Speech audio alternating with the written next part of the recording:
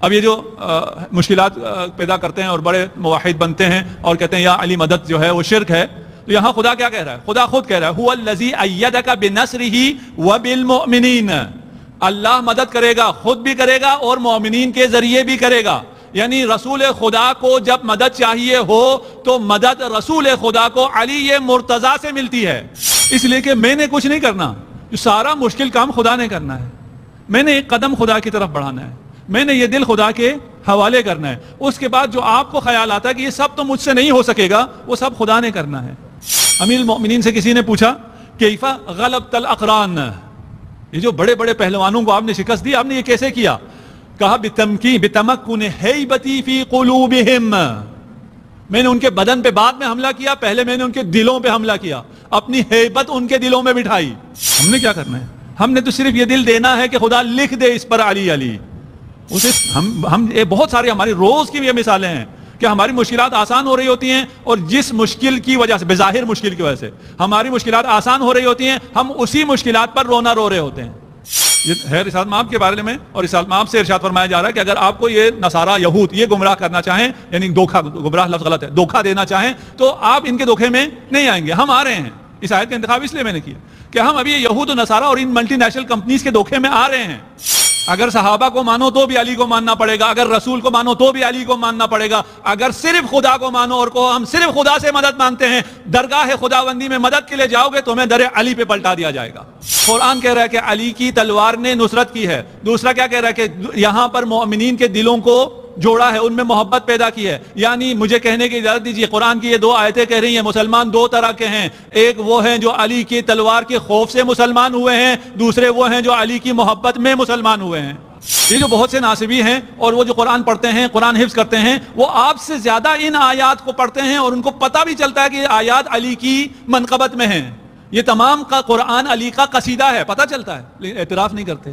مومن کے دل میں امام کا نور ہوتا ہے، وہ نور سورج سے بھی زیادہ چمکتا ہے. یہ جو نور آپ کو عطا ہوا ہے یہ تب تک نہیں ملتا جب تک خدا اس دل کی تطہیر نہ کر لے. کتنا فرق ہے. میں کہہ رہا تھا نا، آپ اپنا ٹیسٹ کرائیں، دوسرے کسی ناصبی کا ٹیسٹ کرائیں اور دیکھیں یہ دل کتنا پاک ہے، وہ کتنا ناپاک ہے، کیونکہ نہیں ہے، آپ کی سمجھ میں نہیں آتا ہے. علی کے زمانے میں فقر ختم ہو گیا تھا، مہنگائی ختم ہو گئی تھی ہی نہیں. علی نے ابن عباس سے پوچھا نا میری جوتی کی کیا قیمت ہے، یعنی وہ جسے پہن کر ابھی امیر المومنین جنگ کر سکتے ہیں، اسے اگر پھینک دیا جائے کوئی نہیں اٹھائے گا، اس کا کیا مطلب ہے؟ کتنا ویل آف ہے معاشرہ. آپ کا دل پرسکون دل ہے، کیونکہ عام ٹیسٹ تو ہو جاتے ہیں، ECG بھی ہو جاتا ہے، بلڈ ٹیسٹ بھی ہو جاتا ہے، اس کو تو آپ دوسروں کے ساتھ کمپیئر کر کے کہہ سکتے ہیں کہ آپ کا دل کیسا دھڑکتا ہے، کتنا دھڑکتا ہے، آپ کا ہارٹ ریٹ کیا ہے، دوسرے کا کیا ہے. لیکن جو سکون آپ کے دل میں ہے اور جو بے قراری دوسروں کے دل میں ہے وہ کسی کے سامنے آتی نہیں ہے. اس کی وجہ سے بہت سے سکون میں جو دل ہیں وہ بھی سمجھتے ہیں ہم بے قرار ہیں، اور بہت سے بے قراروں کو سمجھتے ہیں کہ وہ بہت سکون میں ہیں، اس لیے کہ وہ اپنے سکون کو، اپنی خوشی کو مارکیٹ کرتے ہیں، پیش کرتے ہیں. بہت بے سکون لوگ جنہیں نیند بھی نہیں آتی راتوں میں، وہ اپنے آپ کو آپ کے والز پر، آپ کے میڈیا پر ایسے پیش کرتے ہیں جیسے ان سے زیادہ آسودہ دنیا میں کوئی ہے ہی نہیں. اور ہمارے جوانوں کے لیے ان سیلیبریٹیز کو، ان رول ماڈلز کو پیش کیا جاتا ہے اور وہ ان کو فالو کرتے رہتے ہیں. اس نے کیا کھایا، اس نے کیا پہنا، اس نے کیسے کیا کیا، اس کا ہیئر سٹائل کیسا ہے، اور خوشی کو انہی باہر کی چیزوں میں تلاش کرنا شروع کر دیتے ہیں. خوشی باہر سے نہیں ملتی ہے، خوشی آپ کو اندر سے ملے گی. یہ خوشی، سکون، راحت، نشاط، جو بھی آپ اس کا نام دیں، یہ آؤٹ سائڈ ان نہیں ہے، یہ ان سائڈ آؤٹ ہوتی ہے. دو طرح کے پانی ہیں. ایک تالاب کا پانی آپ نے دیکھا ہوگا، آج کل برسات میں تو بہت جگہ تالاب ہو گئے، الحمدللہ ہمارے شہر میں کمی ہے، لیکن باقی جگہوں پہ بڑے تالاب بن گئے ہیں. اور ایک سرچشمے کا پانی آپ نے دیکھا ہوگا. سرچشمہ اندر سے پانی رکھتا ہے، ان سائڈ آؤٹ ہے. تالاب کو باہر سے پانی چاہیے ہوتا ہے. جب تک آپ باہر سے پانی بھریں گے اس میں پانی ہوگی. جیسے ہی آپ باہر سے پانی بھرنا ختم کر دیں اس میں تعفن پھیلنا شروع ہو جائے گا، وہ پانی بدبودار ہو جائے گا، اس پانی میں ڈینگی آ جائے گا. وجہ کیا ہے؟ اس لیے کہ وہ پانی اس کا اپنا نہیں ہے، باہر سے ڈلا ہوا پانی ہے. لیکن جو سرچشمہ ہے اس کا پانی اپنا ہے. اسے اگر آپ باہر سے اس میں پانی ڈالیں تو وہ فوراً دھکیل دیتی ہے، فوراً نکال کے پھینک دے گی. کوئی ایک گلاس پانی بھی سرچشمہ قبول نہیں کرتا. سر چشمہ جتنا مختصر ہی کیوں نہ ہو وہ کبھی گندا نہیں ہوتا, اس میں کبھی ڈینگی نہیں ہوتے, اس میں مچھر نہیں ہوتے. کیوں؟ اس لیے کہ وہ اندر سے ہے. اس جو چیز اندر سے آ رہی ہو وہ خوشی, وہ سکون پائیدار ہے. جو باہر سے آ رہی ہو وہ سکون اور وہ خوشی پائیدار نہیں ہے, وہ متعفن ہے, وہ بدبودار ہے, وہ نقصان دے گی, آپ کو فائدہ نہیں دے گی. آپ کا دل سمندر کی طرح ہونا چاہیے. سمندر اندر سے بڑے سکون میں ہوتی ہے, 20 میٹر کے بعد اس میں کوئی تلاطم نہیں ہے, اس میں آرامش سکون ہے. اوپر کچھ تلاطم نظر آتا ہے. مومن بھی اسی طرح ہوتا ہے. مومن کے بھی ظاہر میں ہو سکتا ہے آپ کو کچھ تلاطم نظر آئے, لیکن اس کا قلب انتہائی محکم و استوار ہوتا ہے. کل احادیث میں نے پیش کی تھی, اس سے پہلے ہی پیش کی ہیں. تمام احادیث کا خلاصہ یہ ہے کہ یہ کام انتہائی آسان ہے. اگر یہ احادیث جو میں پیش کر رہا ہوں اگر سمجھ میں آ جائے تو یہ کام انتہائی آسان کام ہے, انتہائی شیرین کام ہے, انتہائی مزے کا کام ہے. اس لیے کہ میں نے کچھ نہیں کرنا, جو سارا مشکل کام خدا نے کرنا ہے. میں نے ایک قدم خدا کی طرف بڑھانا ہے, میں نے یہ دل خدا کے حوالے کرنا ہے. اس کے بعد جو آپ کو خیال آتا ہے کہ یہ سب تو مجھ سے نہیں ہو سکے گا, وہ سب خدا نے کرنا ہے. نظام طبیعت بھی یہی ہے, جو کام آپ سے نہیں ہو سکتا وہ سب خدا کر کے دیتا ہے یا نہیں ایسا؟ آپ گندم نہیں اگا سکتے نا, گندم بنانا آپ کے بس میں نہیں ہے, گندم خدا بنا کے دیتا ہے. آٹا آپ بنا سکتے ہیں, خدا کہتا ہے چلو آٹا تم بنا لو, روٹی تم بنا لو, یہ جو تم کر سکتے وہ تم کرو, جو تم نہیں کر سکتے وہ میں کروں گا. اس دل کو پاک کرنا, طاہر کرنا, مطہر کرنا, اس دل میں محبت اہل بیت کو ڈالنا, اس دل میں محبت خدا کو ڈالنا, یہ ہمارے بس میں نہیں ہے. خدا کہتا ہے میرے طرف آ تو جاؤ, محبت میں تیرے دل میں ڈالوں گا. امام جعفر صادق علیہ الصلوۃ والسلام ارشاد فرماتے ہیں ان اللہ کتب علی ایمن قلب مؤمن حب اہل البیت. اللہ نے مومن کے دل کے دائیں طرف ہماری محبت لکھ دی ہے, اس لکھے کو پھر کوئی بھی نہیں مٹا سکتا ہے. ہم نے کیا کرنا ہے؟ ہم نے تو صرف یہ دل دینا ہے کہ خدا لکھ دے اس پر علی علی. اتنی آمادگی ہمیں چاہیے, اور ہمارا کچھ بھی نہیں ہے. اس کے بعد کا خدا, ہم نے کل عرض کیا, ایک سجدہ اگر حقیقت کے ساتھ ہو جائے, درد کے ساتھ ہو جائے, معرفت کے ساتھ ہو جائے, اس کے بعد آپ کی سیاست, آپ کی معیشت, آپ کی تقویم سب خدا کے ہاتھ میں. خدا کہتا ہے سب میں کروں گا. مسئلہ یہ ہے کہ خدا جب ہمارے لیے کام کر رہا ہوتا ہے, میں یہ باتیں سمجھانے کے لیے کہہ رہا ہوں, یہ تعبیر تھوڑی سی مناسب بھی نہیں ہے بعض اوقات میں, لیکن بچوں کو سمجھانا ہے کہ خدا ہمارے لیے کام کرتا ہے, ہماری ساری بگڑی سنوار رہا ہوتا ہے, ہمیں بہت کچھ دے رہا ہوتا ہے. ہمیں اسی وقت جب خدا دے رہا ہوتا ہے اسی وقت سمجھ میں نہیں آتا کہ خدا ہمیں دے رہا ہے. اسی وقت جس وقت وہ عطا کر رہا ہوتا ہے اسی وقت ہم سمجھ رہے ہوتے ہیں کہ خدا ہمیں نہیں دے رہا. ایک مثال ہے, اور فارسی اشعار بھی کافی لمبے چوڑے ہیں, مولانا کی مثال ہے, میں خلاصہ آپ کے سامنے پیش کر دوں. ایک آدمی تھا, وہ بہت زیادہ غریب تھا, فقیر تھا, بڑی خدا سے اس نے دعائیں کی کہ خدایا میری یہ مشکلات ختم کر دے, میرا فقر ہے, فاقہ ہے, فلاکت ہے, یہ گرہ, میری مشکلات کی گرہ کو کھول دے. بہت ایام ہو گئے, فاقے چلتے رہے, اس کی دعا قبول نہیں ہوئی. ایک دن کوئی مومن ملا اسے, اس نے کہا کہ میرے پاس گندم ہے, چکی میری مصروف ہے, آج کل کی طرح ملز تو نہیں تھے, تو تم اگر خود جا کے گھر کو پیس کے کھا سکتے ہو تو یہ گندم لے جاؤ. اس نے ایک گٹھری گندم دی, اس نے بھی گٹھری کو گھیرا لگائی, اور بڑے خوشی خوشی واپس جا رہا ہے کہ خدا نے میری مشکل آسان کر لی. راستے میں چلتے ہوئے بڑے خوشی سے جا رہا ہے, بعد میں پتا چلا کہ وہ جو گرہ باندھی تھی اس نے گندم کی گٹھری کو, وہ گرہ کھل گئی تھی, اور جو گندم ہے وہ ساری بہہ گئی تھی. اس نے خدا سے کہا میں نے گرہ کشائی کے لیے کہا تھا, اس گرہ کو کھولنے کے لیے تو نہیں کہا تھا. یہ بڑی مشکل سے گندم ملی, اس گرہ کو آپ نے کھول دیا. اس گرہ کو کھولنے کے لیے نہیں کہا تھا, میں نے اپنی مشکلات کی گرہ کو کھولنے کے لیے کہا تھا. وہ کہا چلو اب خدا نے نہیں کیا تو جو بچا کچا گندم ہے وہی جمع کرتا ہوں رات کے اندھیرے میں. آج کل آپ ہوں تو آپ موبائل سے ٹارچ آن کر کے اس کو اٹھائیں گے. اس نے لالٹین جلا کے اٹھانا شروع کی, لالٹین جلائی, دیکھا تو وہاں ہیرے جواہرات پڑے ہوئے تھے. وہ دعا کر رہا تھا یہ گرہ نہ کھلے, اس کے حساب سے گرہ کا نہ کھلنا اس کے مشکلات کا حل تھا, جبکہ اس کے مشکلات کا حل اس گرہ کے کھلنے میں تھا. ہم بہت ساری ہماری روز کی یہ مثالیں ہیں کہ ہماری مشکلات آسان ہو رہی ہوتی ہیں, اور جس مشکل کی وجہ سے, بظاہر مشکل کی وجہ سے ہماری مشکلات آسان ہو رہی ہوتی ہیں, ہم اسی مشکلات پر رونا رو رہے ہوتے ہیں. ارشاد فرماتے ہیں کہ مومن کو خدا کوئی غم دے کر اپنے قریب کرتا ہے, اور وہ مومن اور اس کا وہ دل جب خدا کے انتہائی قریب ہوتا ہے, یہ مومن جو ہے وہ محزون ہوتا ہے, سر پیٹ رہا ہوتا ہے, خدا یا میرے ساتھ کیا ہو گیا, کیا ہو گیا. آپ کے ساتھ 1 لاکھ روپے کا نقصان ہو گیا, کوئی اچھا بڑا بزنس مین بیٹھا ہے تو کروڑ کا نقصان ہو گیا, 10 کروڑ کا نقصان ہو گیا. کیا ہوا 10 کروڑ نقصان ہونے سے, 1 کروڑ نقصان ہونے سے, 1 لاکھ نقصان ہونے سے؟ میرے جیسا اگر کوئی بیٹھا 1000 روپے کم ہو گئے, کیا ہو گیا؟ پریشان ہو گیا. پریشان ہونے سے کیا ہو گیا؟ میں خدا کی طرف متوجہ ہو گیا. متوجہ ہونے سے کیا ہوا؟ مجھے اپنا کھویا ہوا دل مل گیا. یہ جو دل میں پریشان نہیں ہوتا تھا، اس دل کی طرف رجوع نہیں کرتا تھا، خدا کی طرف رجوع نہیں کرتا تھا، مجھے خدا مل گیا. یہ کوئی نقصان ہے؟ امام کہتے ہیں عجیب ہے یہ انسان، جو اس کے بہترین لمحات ہوتے ہیں اس وقت وہ سر پیٹ رہا ہوتا ہے، اور جو اس کے بدترین لمحات ہوتے ہیں جب خدا اس کو زیادہ نعمتیں دے دیتا ہے اور یہ سرمست ہو جاتا ہے، یہ بڑا خوش ہوتا ہے، جبکہ یہ اتنا ہی خدا سے دور ہو گیا ہوتا ہے. خدا کرے ہمیں یہ باتیں سمجھ میں آئیں. ہمارا فوکس دل ہے، قلب ہے. ہمیں اس دل کو متصل رکھنا ہے، اس کا خیال رکھنا ہے. اس دل میں اگر خوشی ہے تو خوشی ہے. آپ یہ سمجھتے ہیں کہ ہم گھروں میں رہتے ہیں. نہیں، ہم گھروں میں نہیں رہتے، ہم شہروں میں نہیں رہتے، ہم گاڑیوں میں نہیں رہتے، ہم دل میں رہتے ہیں. لیکن دل دوسرا مارکیٹ ہوا ہوا ہے. جو دل نہیں ہے، جو خواہشات پر چلانے کی کوشش کرتا ہے، وہ مارکیٹ ہوا ہوا ہے. اور اس دنیا میں جہاں ہم ابتلا کے لیے آئے ہیں، آزمائش کے لیے آئے ہیں، اس کو کہا گیا کہ یہاں آپ آرام اور سکون اور عیش کے لیے آئے ہو. یہاں آپ عیش کرنے کے لیے نہیں آئے ہو، آپ کے عیش کے دن ابھی آنے والے ہیں. یہ سارے اسٹوڈنٹ سب سمجھتے ہیں نا. تو یہ آپ سے کہتے ہیں ابھی آپ کے کمانے کے دن آنے والے ہیں، فی الحال آپ ہمیں فیسیں دو. کتنی فیسیں دیتے ہیں؟ اتنی دیتے ہیں. بہت سے بیچارے اتنی کما ہی نہیں سکتے بعد میں، اتنی فیسیں دیتے ہیں. کیوں دیتے ہیں؟ آپ کے کمانے کے دن ابھی آئیں گے، فی الحال تو فیس دو. اس دنیا میں بھی عیش کے لیے نہیں آئے ہو، آپ کے عیش کے دن ابھی آئیں گے. اور کیسے عیش کے دن آئیں گے؟ لکم فیہا ما تشاؤون، جو چاہو گے، ارادہ کرو گے. اصلا تمہیں کہنا بھی کچھ نہیں پڑے گا، جو سوچو گے وہ ہو جائے گا. تمہارا ارادہ نافذ ہے. بیڈ پہ بیٹھے بیٹھے جو بھی طلب کر لو، جو پھل کھانا چاہو کٹ کے سامنے آ جائے گا.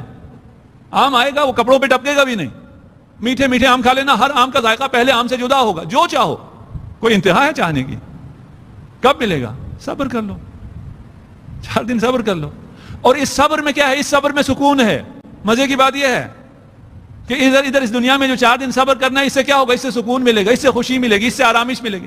یہاں بھی کوئی نقصان کا سودا نہیں ہے. کاش سمجھ جائیں کہ یہاں ذکر خدا میں سکون ہے، یہاں دوسروں کی خدمت میں سکون ہے، یہاں کسی سے چھین کے سکون نہیں ملے گا، کسی کو دے کے سکون ملے گا. یہ معلوم ہے، سب کو معلوم ہے، لیکن پھر بھی شیطان کے بہکاوے میں لوگ آ جاتے ہیں. صلوات پڑھ دیجئے محمد. آیت ہے ان یریدوا ان یخدعوک فان حسبک اللہ هو الذی ایدک بنصرہ. اگر کوئی تمہیں گمراہ کرنا چاہے، یہ ہے رسالت مآب کے بارے میں، اور رسالت مآب سے ارشاد فرمایا جا رہا ہے کہ اگر آپ کو یہ نصارہ یہود یہ گمراہ کرنا چاہیں، یعنی دھوکہ، گمراہ لفظ غلط ہے، دھوکہ دینا چاہیں، تو آپ ان کے دھوکے میں نہیں آئیں گے. ہم آ رہے ہیں. اس آیت کا انتخاب اس لیے میں نے کیا کہ ہم ابھی یہود و نصارہ اور ان ملٹی نیشنل کمپنیز کے دھوکے میں آ رہے ہیں. ہمارے جوان یہ سمجھتے ہیں پتہ نہیں یہ ڈرنک پئیں گے تو ہم میں کوئی کرنٹ آ جائے گا، یہ پئیں گے تو اس پہاڑ سے اچھل کے اس پہاڑ پہ چلے جائیں گے. آپ کہ نہیں، اس کو کوئی مانتا تو نہیں ہے. مانتے نہیں ہے تو اتنا پیتے کیوں ہو؟ زہر کو آج کے، ہم جب بچے تھے ہمیں نہیں پتا تھا یہ زہر ہے. آج کے ان سب بچوں کو پتا ہے یہ زہر ہے.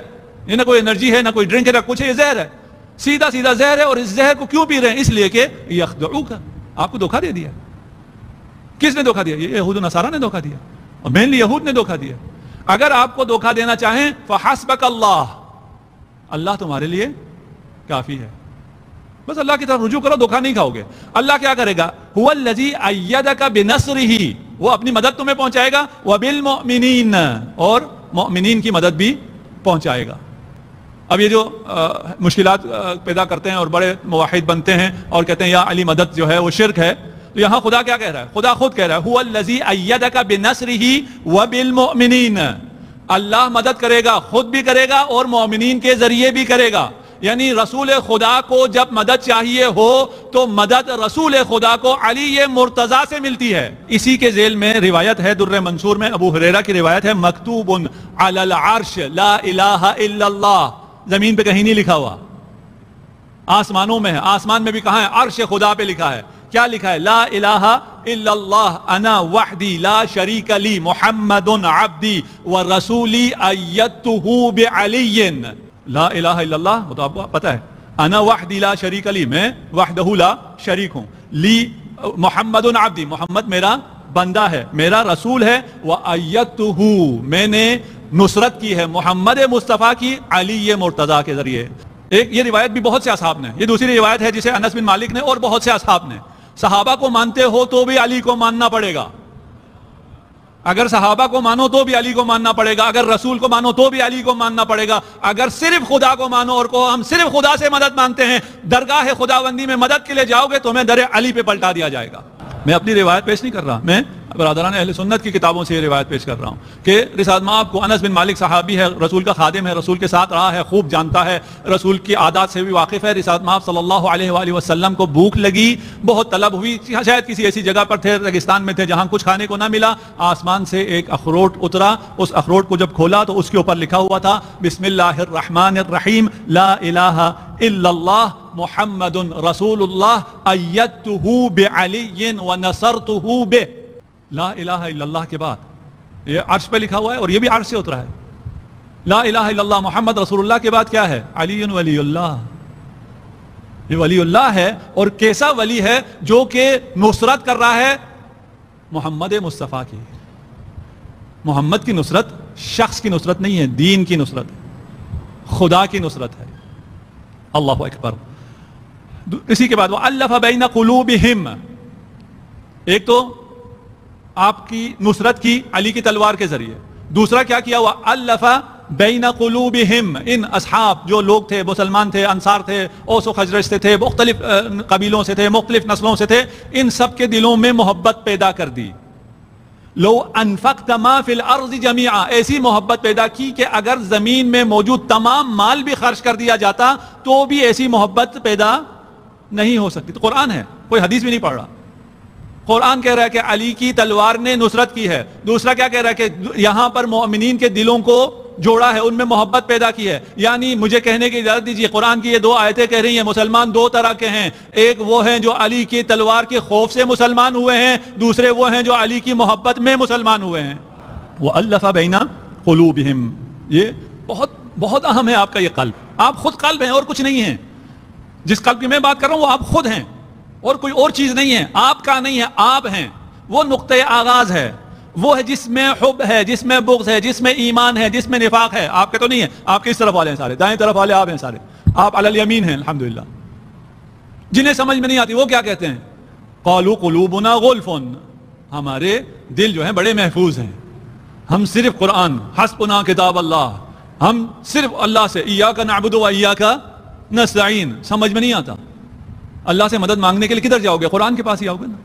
قرآن کہاں لے کے جا رہا ہے؟ قرآن کہہ رہا ہے میرے حبیب کو بھی مدد چاہیے تو میں علی سے مدد کروں گا, اور میں نے علی سے مدد کی ہے, اور اولاد علی سے مدد کرتا رہوں گا. ہم جو علی کے یہ فضائل پڑھتے ہیں, سنتے ہیں, جانتے ہیں اس کی وجہ کیا ہے؟ ایک مشہور حدیث ہے, من مات ولم يعرف امام زمانہ مات میتۃ الجاہلیہ. سنی شیعہ تمام اس کو متفقہ طور پر نقل کرتے ہیں. آج کے زمانے کا امام کون ہے, اس کی معرفت کیسے حاصل ہو سکتی ہے یا نہیں؟ یہ سوال ہے, کون آج کے زمانے کا امام؟ سب مانتے ہیں تو سب کو پتا ہونا چاہیے.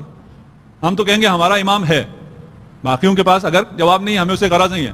آپ کہیں ہمارا امام ہے, آپ کو معرفت کہاں ہے؟ آپ کو اپنے زمانے کی امام کی معرفت کہاں ہے؟ آپ تو جانتے ہی نہیں. وہ مختصر سا عرصہ ہمارے درمیان رہے, انسانوں کے درمیان رہے, باقی وہ انسانوں میں رہے نہیں. ان کی معرفت کیسے حاصل کی جا سکتی ہے؟ علی کے فضائل پڑھو, وہ عین علی ہے, وہ علی زمان ہے.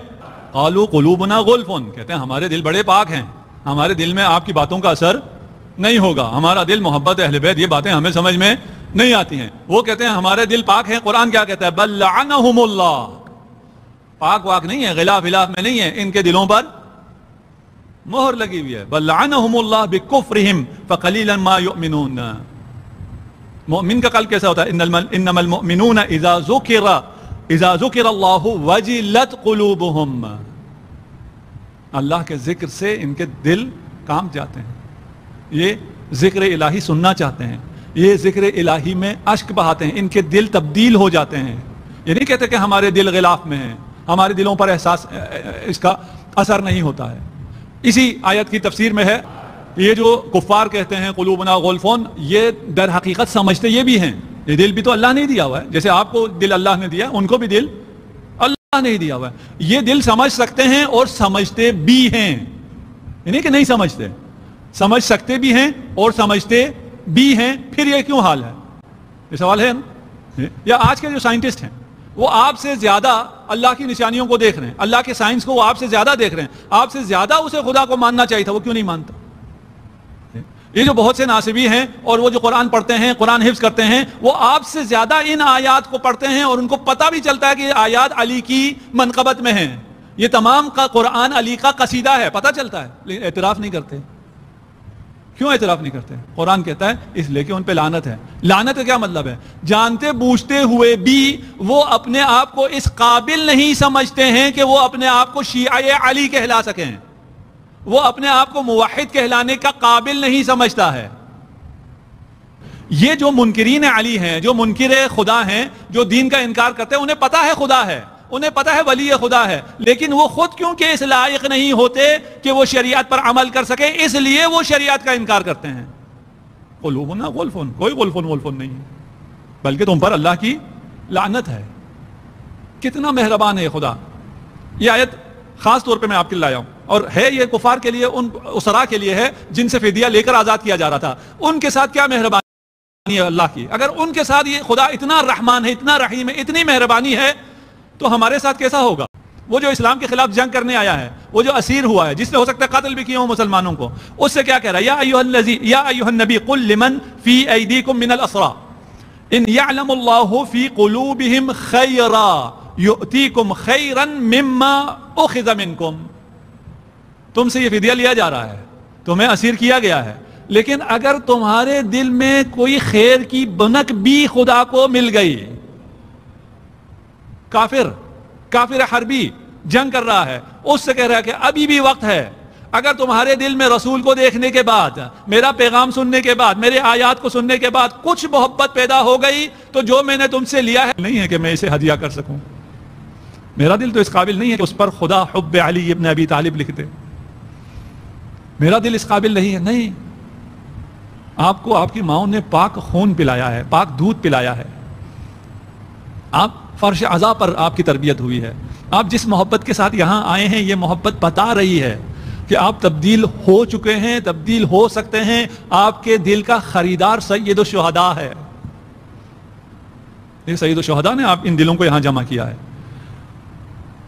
روایت میں امام جعفر صادق علیہ الصلوۃ والسلام، یا ابا خالد لنور الامام فی قلوب المؤمنین، ناز کرو اپنے دلوں پر، تمہارے دلوں میں، قلوب مؤمنین میں امام کا نور ہوتا ہے۔ لنور الامام فی قلوب المؤمنین، چومنا چاہیے نا اس دل کو تو جس میں امام کا نور ہے۔ انور من الشمس المضیئہ، یہ جو آپ کے دل میں امام کا نور ہے، یہ چمکتے سورج سے بھی بڑھ کر ہے۔ وَهُمْ وَاللَّهِ يُنَوِّرُونَ قُلُوبَ الْمُؤْمِنِينَ، اہل بیت قلوب مؤمنین کو منور کرتے ہیں۔ ہم یہاں جو ذکر اہل بیت کر رہے ہیں، اپنے قلوب کو منور کرنے کے لیے جمع ہیں۔ واللہ یا ابا خالد، اپنا نام رکھ لیں، یہ ابا خالد کو بتایا تاکہ آپ تک پہنچے۔ امام ڈائریکٹ آپ سے کہہ رہے ہیں، لا يحبنا عبد ولا يتولانا حتى يطهر الله قلبه، مومن کے دل میں امام کا نور ہوتا ہے، وہ نور سورج سے بھی زیادہ چمکتا ہے۔ یہ جو نور آپ کو عطا ہوا ہے، یہ تب تک نہیں ملتا جب تک خدا اس دل کی تطہیر نہ کر لے۔ کتنی عظیم نعمت آپ کو ملی ہوئی ہے، کتنا فرق ہے۔ میں کہہ رہا تھا نا، آپ اپنا ٹیسٹ کرائیں، دوسرے کسی ناسبی کا ٹیسٹ کرائیں اور دیکھیں یہ دل کتنا پاک ہے، وہ کتنا ناپاک ہے، کیونکہ نہیں ہے، آپ کی سمجھ میں نہیں آتا ہے۔ حتی یطہر اللہ قلبہ، میں تو نہیں سمجھ پا رہا، اللہ کسی کے دل کی تطہیر کرے۔ ولا يطهر الله قلب عبد حتى يسلم لنا، ہر کسی کے دل کی تطہیر تو خدا نہیں کرتا، خدا اس دل کی تطہیر کرتا ہے جو ہم اہل بیت کے سامنے خضوع کرے، ہم سے دوستی کرے، ہم سے آشتی کرے، جو ہمارا ہو جائے، جو حسین کا ہو جائے، جو علی کا ہو جائے، جو امام زمانہ کا ہو جائے، جس کی آنکھوں میں زہرا مرضیہ کا نام سنتے ہی آنسو آ جائیں، صرف ان دلوں کو خدا پاک کرتا ہے۔ وَيَكُونُ سِلْمًا لَنَا، ہمارا تابعدار ہو جائے، ہم سے جنگ نہ کرے، ہم جنہیں حرام کہیں انہیں حلال نہ کہے، جنہیں ہم واجب کہیں ان پہ عمل کرے۔ فَإِذَا كَانَ سِلْمًا لَنَا سَلَّمَهُ اللَّهُ، آپ نے جانا ہے اہل بیت کی خدمت میں، آپ نے آپ کو پیش کرنا ہے، اس کے بعد پھر سلمہ اللہ، تمام آفات سے، تمام بلایا سے، تمام شدائد سے، تمام وسوسوں سے، ہر مشکلات سے تمہیں خدا محفوظ رکھے گا۔ کتنی بڑی نعمت ہے، کتنی عظیم نعمت ہے. کس سے حاصل ہو رہی ہے؟ یہ دل اہل بیت کو دینا ہے, یہ دل اہل بیت کے حوالے کرنا ہے. اہل بیت اس دل کو اللہ کے حوالے کرے, اللہ اس دل کی تطہیر کرے, اس دل کو پاک کرے, جس دل کو اللہ پاک کرے, جس دل کے پیچھے خدا ہو, جس دل کو خدا طاقت دے. تم دیکھ کے تو دیکھو خدا کو. جب مادر موسیٰ علیہ الصلوۃ والسلام نے حضرت موسیٰ کو حوالے کیا, موجوں کے حوالے کیا, بڑا مشکل کام تھا. قرآن کیا کہتا ہے؟ وَرَبَطْنَا قَلْبَهَا, کہ ہم نے پھر قلب موسیٰ کو مضبوط کیا, قلب مادر موسیٰ کو ہم نے مضبوط کیا. نہیں تو ایک ماں کے بس میں تھا بچے کو لہروں پہ چھوڑ دے. تم خدا کی اطاعت کرو, اہل بیت کے دوست بن جاؤ. سلم لمن سالمکم وحرب لمن حاربکم, دونوں ضروری ہے. اہل بیت کے دشمنوں سے دوستی ممکن نہیں ہے. یہ تمام جو برائیاں, اخلاقی مفاسد, یہ سب اہل بیت کے دشمن ہیں. یہ شیطان اہل بیت کا دشمن ہے. یزید کیا چاہتا تھا؟ انہی چیزوں کا پرچار چاہتا تھا, انہی چیزوں کو عام کرنا چاہتا تھا. اہل بیت سے دوستی, اہل بیت سے قربت تمہارے دلوں کی تطہیر, اور دلوں کی جب تطہیر ہو جائے تو پھر انسان منقلب ہو جاتا ہے. پھر انسان عام انسان نہیں رہتا, پھر انسان کیا بنتا ہے؟ آئے لقمان سے پوچھتے ہیں. لقمان کہہ رہے ہیں یا بنیا خف اللہ خوفا, یہ ختم کلام, آخری حدیث اپنے بیٹے سے لقمان, اور نقل کیا ہے امام نے. امام ارشاد فرما رہے ہیں کہ لقمان نے اپنے بیٹے سے کہا کہ خف اللہ خوفا لو اتیت القیامہ ببر الثقلین خفت ان يعذبک. اللہ کا خوف ایسے اپنے دل میں رکھو. سب دل کی باتیں ہیں, سب دل نے ہی کنٹرول کرنا ہے. دل میں خدا کا خوف ایسے ہو کہ اگر تمہارے پاس ثقلین, ثقلین آپ لوگ جانتے ہیں, ندارکم فیکم ثقلین, اس کے معنی بہت ہیں, ابھی میں اس میں نہیں جاتا. اگر تم نے ثقلین کی تمام عبادت تیرے نام عمل میں ہے, پھر بھی خدا سے ڈرو, خدا کے عذاب سے ڈرو. اللہ اکبر. اس دل میں خشیت الہی رکھنی ہے. کب رکھنی ہے؟ لقمان کہہ رہا یا بنیا, تم لقمان کے بیٹے ہو نا, اس کو حکیم مانتے ہو. اگر ثقلین کی ساری عبادتیں بھی تمہارے پاس ہے, پھر بھی اللہ سے ڈرو, اللہ کے عذاب سے ڈرو. وَرْجُ اللَّهَ رَجَاءً لَوْ وَافَيْتَ الْقِيَامَ بِاسْمِ الثَّقَلَيْنِ. اور اگر ثقلین کے سارے گناہ سمیٹ کے تم نے اپنے گردن پہ لاد دیے ہیں, اور پھر بھی خدا کی بارگاہ میں قیامت کے دن پہنچو, پھر بھی خدا سے امید رکھو. یہ بالکل ایکسٹریم پہ لے گئے نا, لقمان ہے نا, حکیم ہے, آپ کو بالکل ایکسٹریم پہ لے گئے. اگر آپ ان دو ایکسٹریم پہ نہیں ہیں, جہاں پر بھی ہیں. لقمان کا بیٹا بھی تو لقمان کا بیٹا ہے نا. اس نے کہا بابا ایک دل ہے میرا, اس ایک دل کو میں دو طرف کدھر لے جاؤں؟ یہ تو بالکل متضاد باتیں کر رہے ہیں. میں ایک دل میں اتنا خوف اور اتنی رجا ایک دل میں کیسے رکھوں؟ فقال له لقمان یا بني لو استخرج قلب المؤمن فشق لوجد فيه نورين. اگر انسان کے دل کو شک کیا جائے, یہ دل مادی نہیں ہے کہ شک ہو سکے, یہ تو استعارات ہیں, یہ سمجھانے کی باتیں ہیں, کہ اگر آپ کے دل کو شک کیا جائے اور اسے کھولا جائے تو اس میں سے دو نور نکلیں گے, ایک نور رجا اور ایک نور خوف. یہ مومن کا قلب ہے. اگر اسے کھولا جائے, اس میں سے ایک نور رجا نکلے, ایک نور خوف نکلے. لقمان کہتے ہیں کہ اگر ان دو نوروں کو تولا جائے گا تو یہ بالکل برابر ہوں گے. ایسا دل چاہیے. اس سے کم دل لے کے نہیں اٹھنا. ہم جیسے بھی ہوں, یہ جگہ بڑی عزیز ہے. ہم جیسے بھی ہیں, جس کے پاس آئے ہیں وہ بڑا کریم ہے, اس کی عطائیں بہت زیادہ ہیں. یہ آپ کی سوچ ہے, آپ کتنا مانگتے ہیں, آپ کتنا لینے کے لیے آئے ہیں, آپ اپنے آپ کو کیا سمجھتے ہیں. ادھر کوئی کمی نہیں ہے. یہ کریم ابن کریم ہے, یہ حر کو قبول کرنے والے ہیں, اور وہ بھی ایسے قبول کرتے ہیں کہ شرمندہ بھی نہ ہو. آتے دیکھ کے عباس کو بھیجا, جاؤ میرا مہمان آ رہا ہے. آپ کا استقبال نہیں کریں گے, آپ کے دل کی تطہیر نہیں کریں گے, آپ کے دل میں یہ دو نور نہیں دیں گے. امیر المؤمنین سے کسی نے پوچھا کیفا غلبت الاقران, یہ جو بڑے بڑے پہلوانوں کو آپ نے شکست دی, آپ نے یہ کیسے کیا؟ کہا بتمکن ہیبتی فی قلوبہم, میں نے ان کے بدن پہ بعد میں حملہ کیا, پہلے میں نے ان کے دلوں پہ حملہ کیا, اپنی ہیبت ان کے دلوں میں بٹھائی. مت ڈرو, طاغوت سے مت ڈرو, نواسب سے مت ڈرو, کفار سے مت ڈرو, ظالموں سے مت ڈرو, ان پر اپنی ہیبت قائم کرو.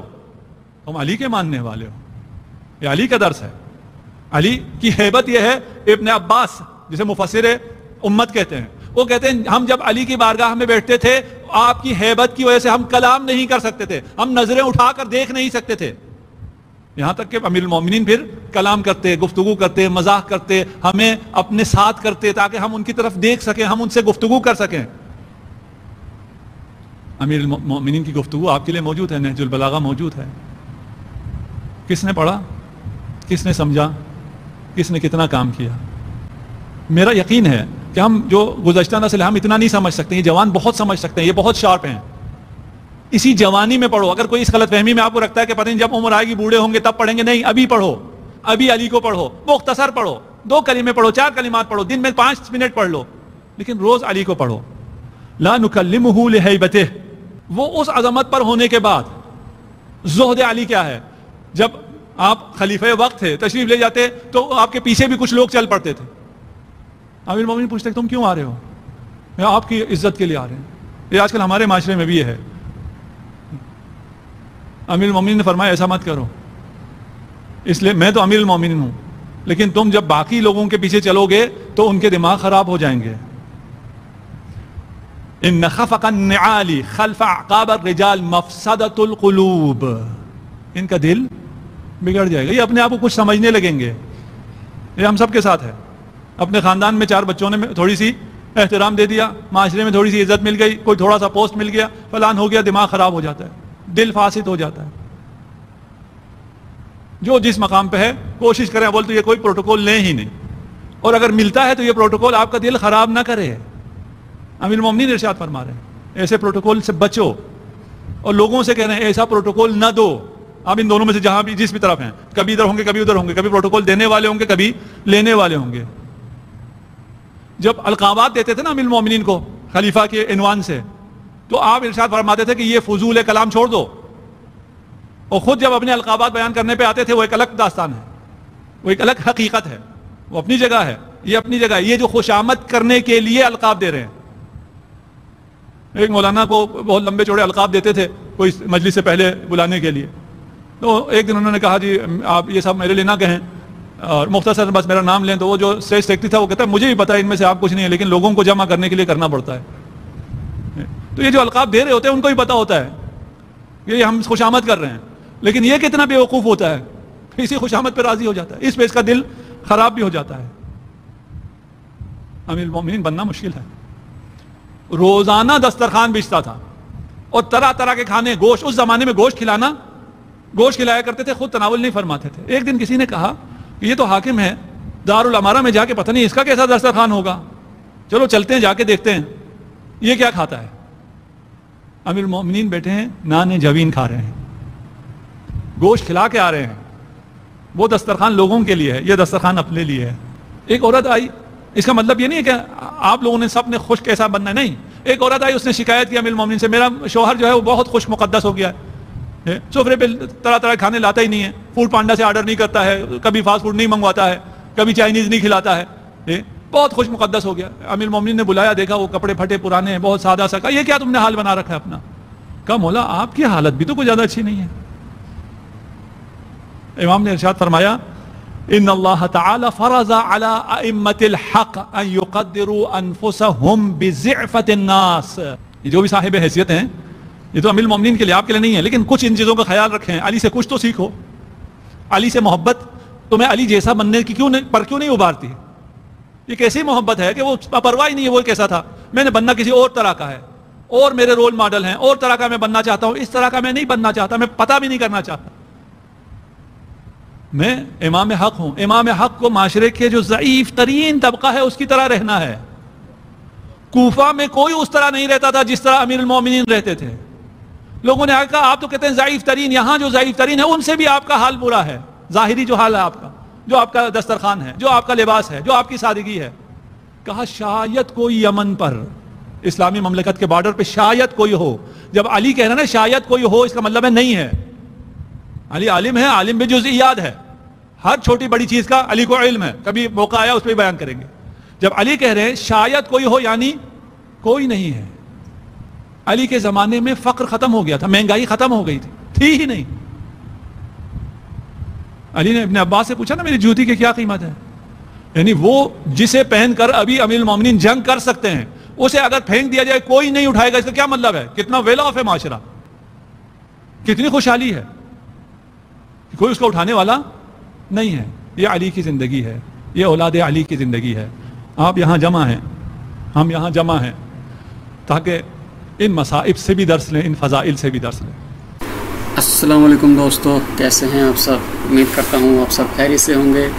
ہماری یہ ویڈیو آپ کو کیسی لگی ہے ہمیں کمنٹ سیکشن میں ضرور بتایا کریں، جس سے ہماری مزید حوصلہ افزائی ہوتی ہے، اور ہماری ویڈیو کو لائک، سبسکرائب اور شیئر بھی ضرور کیا کریں تاکہ ہر آنے والی نئی ویڈیو آپ کے پاس بر وقت پہنچ سکے، اور ہماری اس ویڈیو کو اپنے دوست، احباب اور رشتہ داروں کے ساتھ بھی شیئر کیا کریں تاکہ ہر آنے والی نئی ویڈیو اور پیغام محمد و آل محمد ان تک بھی بر وقت پہنچ سکے۔